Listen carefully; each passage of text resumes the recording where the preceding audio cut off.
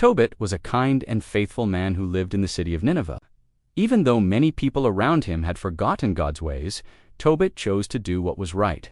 He prayed every day, helped the poor, and cared for those who had no one else.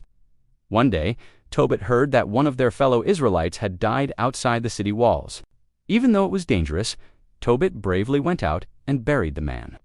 He knew it was a loving thing to do, even if others didn't understand. But because of this, some people became angry with him. Tobit had to hide for a while, praying that God would keep him safe. When it was finally safe for him to return home, Tobit continued helping others. But one sad evening, something terrible happened. As he rested under the courtyard wall, a bird flew over him, and its droppings accidentally fell into his eyes. Tobit became blind. He could no longer see the sunrise or watch his family smile. Life became extremely hard. His wife Anna worked very hard to support their family. Tobit was thankful for her, but he sometimes felt discouraged. He prayed to God, asking for comfort, guidance, and mercy. Far away in another land lived a young woman named Sarah. Sarah loved God too, but she was deeply sad. She had been hurt again and again, and people spoke unkindly about her.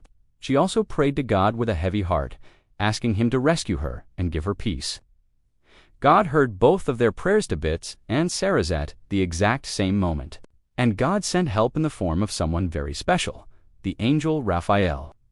Raphael came in disguise, appearing like an ordinary young traveler.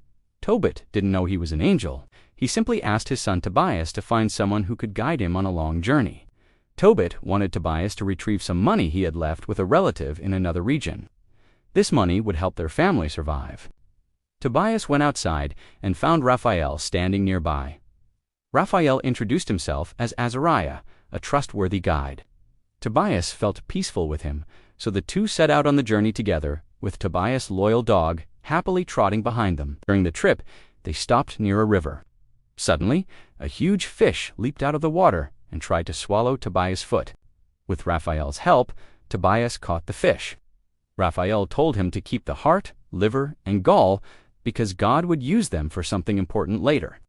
When they reached the city where Sarah lived, Raphael told Tobias about her sadness and her faith. He explained that God had chosen Sarah to be Tobias' wife and that their marriage would be blessed. Tobias trusted God's plan. After Tobias and Sarah were married, a dark presence that had harmed Sarah before tried to return. But Tobias prayed to God with the fish's heart and liver, just as Raphael instructed. God protected them, and Sarah was finally free from the suffering that had followed her for so long. Her family rejoiced. After celebrating the wedding, Tobias and Sarah traveled back home with Raphael. Tobit waited for his son anxiously. When Tobias arrived, Raphael showed him how to use the fish's gall. Tobias gently placed it over Tobit's eyes, and immediately Tobit could see again. His vision was restored, clear and full of light. Tobit wept with joy and praised God aloud. Tobit and Anna hugged Tobias and Sarah. It was a moment filled with love, gratitude, and answered prayers. Only then did Raphael reveal the truth. He told them he was not Azariah, but Raphael the angel sent by God to answer their prayers and guide them. He encouraged everyone to continue doing good, helping others, and praising the Lord. Then he returned to heaven. Tobit lived the rest of his life joyfully, grateful for God's mercy.